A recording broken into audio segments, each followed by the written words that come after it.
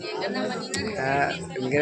हिंद बच्चों, मैं इस फहरते हुए गगन में झंडे को सलाम करता हूँ, क्योंकि यह हमारा शान बान और हमारे देश की गौरव है। बच्चों, जैसा आप लोग आज यहाँ पे सभी बच्चे उपस्थित हुए हैं और हमारे साथ में हमारे बड़े सर और टीचरगण और मैमगण यहाँ आए हुए, हम इन सभी को अपने गणतंत्र दिवस के शुभ अवसर पर इन्हें बहुत बहुत बधाई देना चाहते हैं। बच्चों, आज मैं बताना चाहता हूँ कि आज हम पूरे भारत में गणतंत्र दिवस के रूप में मनाए जा रहे हैं। आज हम पूरे भारत में 77वां गणतंत्र दिवस के रूप में मनाए जाते हैं। क्या बच्चों मालूम है कि इसके पहले हमारे देश में अंग्रेजों का शासन था। बहुत से अंग्रेज यूरोपियन कई प्रकार के बाहरी देश हमारे भारत पर शासन करने आए। तो क्या मालूम है बच्चों, आज जैसे आप लोग यहाँ खड़े होकर शिक्षा ग्रहण कर रहे हैं और आप कहीं भी आ जा सकते हैं, स्वतंत्र हैं, लेकिन 1947 से पहले हमारे भारत की स्थिति बहुत ही दयनीय थी। ऐसा क्यों है बच्चों? तो आइए हम जानने उस पर प्रकाश डालते हैं। क्योंकि जब हमारा देश गुलाम था तो हम एक जगह ऐसे खड़े होकर शिक्षा नहीं प्राप्त कर सकते थे। ऐसा संभव नहीं था, क्योंकि हमारा भारत देश, हमारी जमीन, हमारे सब कुछ थे, लेकिन हमारे ऊपर हुकूमत करने वाले कोई दूसरा ही था। ऐसा क्यों बच्चों? क्योंकि हमारे भारत देश में बहुत से ऐसी कुरीतियां थे। हम बात करते हैं तो हमारे भारत में सबसे बड़ी समस्या यह है, यहाँ पर जाति। अगर हम यहाँ बात करते हैं तो यहाँ पर अंग्रेजों ने क्या किया? वोट डालो राज करो की उन्होंने नीति अपनाई थी। ऐसा बच्चों, अगर हमें यह नहीं समझना चाहिए कि हम हिंदू हैं, कोई मुस्लिम है, सिख, ईसाई। क्या कोई बता सकता है कि हम हिंदू हैं, मुस्लिम है, सिख है, ईसाई है?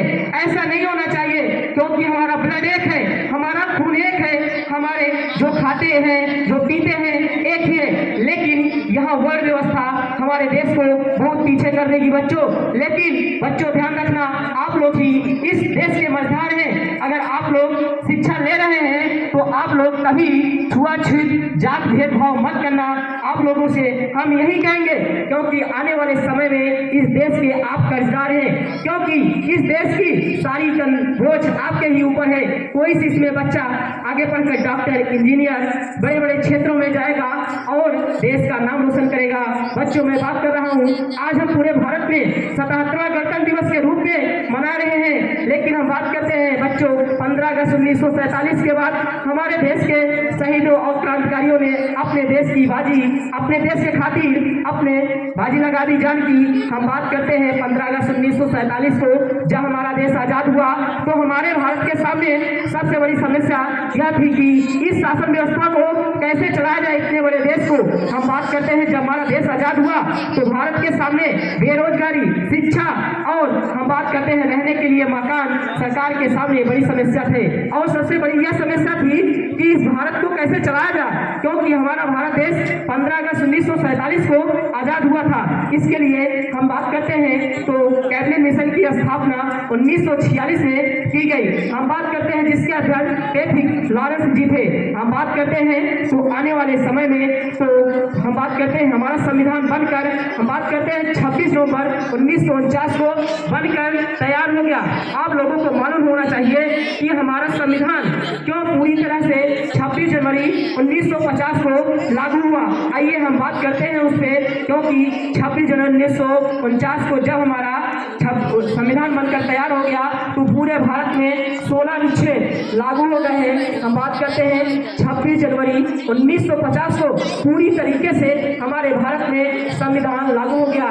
जैसा भी आपको हमारे बड़े सर ने बताया कि हमारे भारत का संविधान सबसे बड़ा संविधान है। हम बात करते हैं तो सबसे बड़ा लोकतांत्रिक देश हमारा भारत देश है, क्योंकि यह सबसे बड़ा संविधान है। हम बात कर रहे हैं हमारे संविधान में इस समय 395 अनुच्छेद, 12 अनुसूचियां, 22 भाग है। वही हम बात करते हैं बच्चों तो हमारा देश, हम बात करते हैं 2 वर्ष 11 माह 18 दिन हमारा संविधान बनकर तैयार हुआ था। अगर हम बात करते हैं तो हमारा संविधान विश्व का बहुत बड़ा संविधान है। आज बच्चों हमारे देश में नई दिल्ली में पैरेड, आज वहाँ पे हमारे देश में श्रीमती द्रौपदी मुर्मू जी जो राष्ट्रपति हैं वहाँ पर ध्वजारोहण करेंगे और आने वाला समय हमारा भारत ऐसे ही तरक्की करता रहे। है। आप लोगों को हमारी तरफ से रिपब्लिक डे की बहुत बहुत शुभकामनाएं। जय हिंद, जय भारत। आप लोग मेरे साथ बोलिएगा, महात्मा गांधी, महात्मा गांधी, सरदार वल्लभ भाई पटेल, सरदार वल्लभ भाई पटेल, भारत माता।